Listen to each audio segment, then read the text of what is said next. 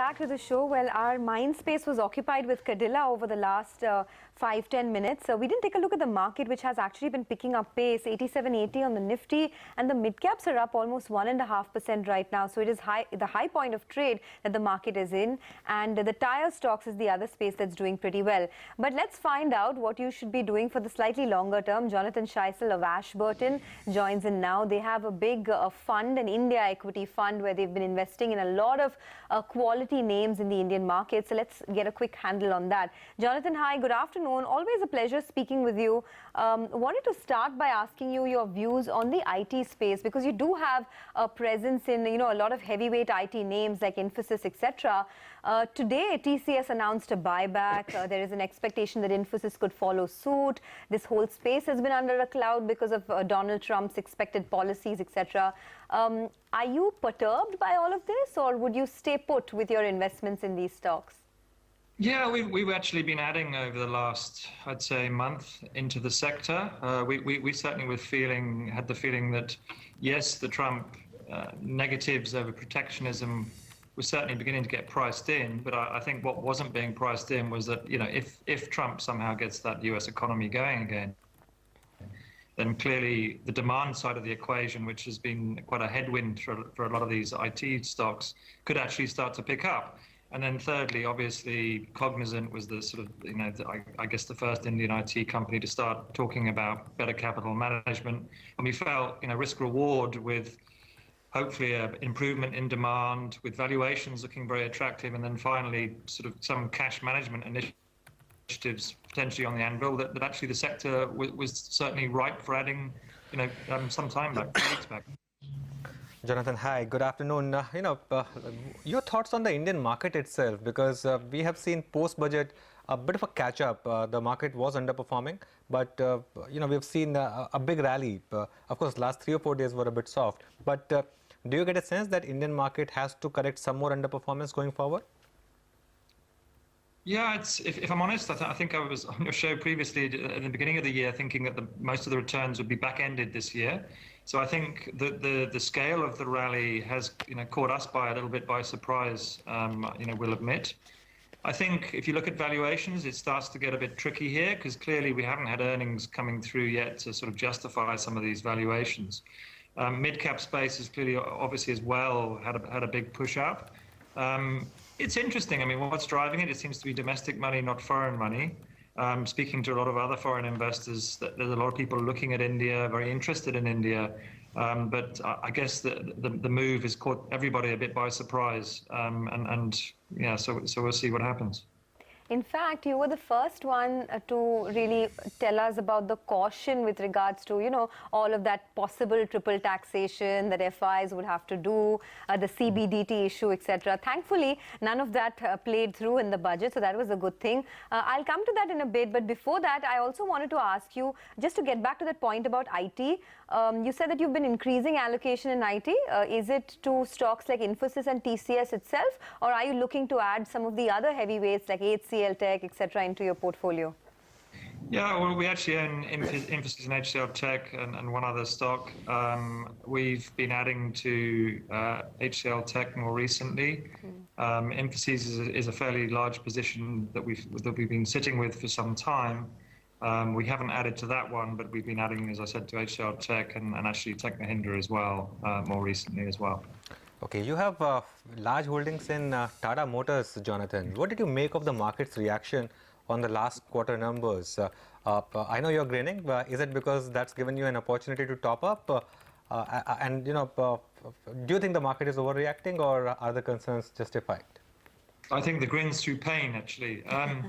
Yeah, I think that's the issue, isn't it, in markets today? If you surprise markets, it's a very brutal and rapid reaction. And certainly the street wasn't expecting quite such the picture that the company's painted. For us, we haven't added to it. We're still, doing the work on it, trying to understand exactly what the real issue. Yes, it seems to be a margin problem. Yes, there's obviously a hedge book issue as well. So there's something going on which doesn't sit too comfortably. But on the other side, certainly the product cycle of Jaguar Land Rover does look very attractive to us. And the company seems to be doing all the right things there. but there's something going on from an operational perspective that we're still doing some analysis on before we come to a firm conclusion. Okay, so we'll wait. We'll get back to you on what your final analysis is on Tata Motors. But you've been grinning through pain in a whole host of stocks that are in your portfolio, Jonathan. I mean, Sun Pharma is another one. Look at the kind of wealth it's deteriorated over the last, 6 months or so. Is your patience running out there, or do you think that these are just short-term blips? Yeah, I mean, I think people forget it wasn't that long ago that the likes of Sun Pharma and some of the other pharmaceutical stocks, both in India and globally, were leading, equity indices higher. They were trading at stratospheric valuations. And obviously it's been a pretty brutal fall from grace since a year and a half ago. From our perspective, I think you get the feeling that sometimes some people in the Indian pharma industry think the FDA is picking on India in particular. It isn't. It's obviously FDA is having a global remit, looking at all their overseas manufacturing pharmaceutical companies who are importing into the States. We think we're probably moved through the worst of the pain of the whole FDA inspection program. The likes of Sun, I think now, what we're finding quite attractive is certainly from a valuation perspective, the market's been reset at much more pragmatic and sort of realistic levels.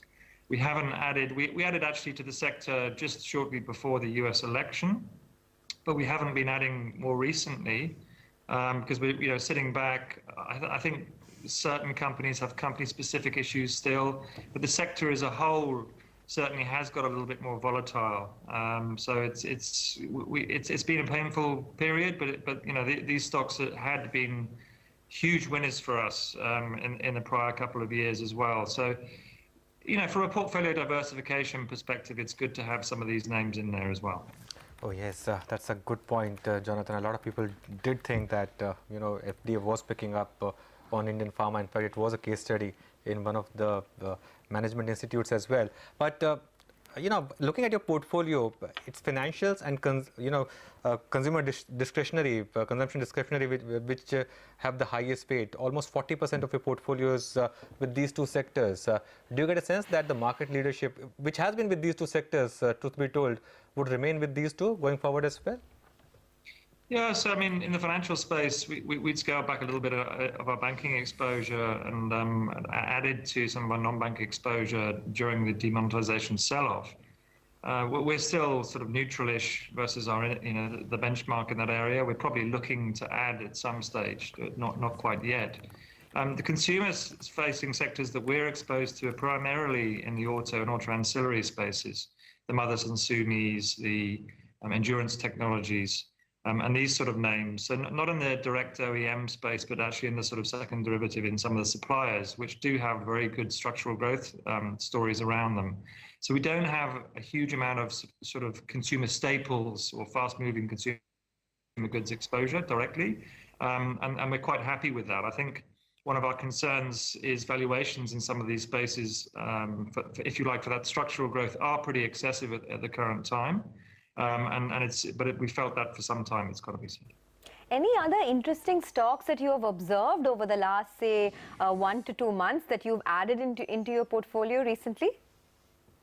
Yeah, we haven't been adding new names into the portfolio for a little bit. The last one we did was Endurance Technologies, which obviously IPO'd last year.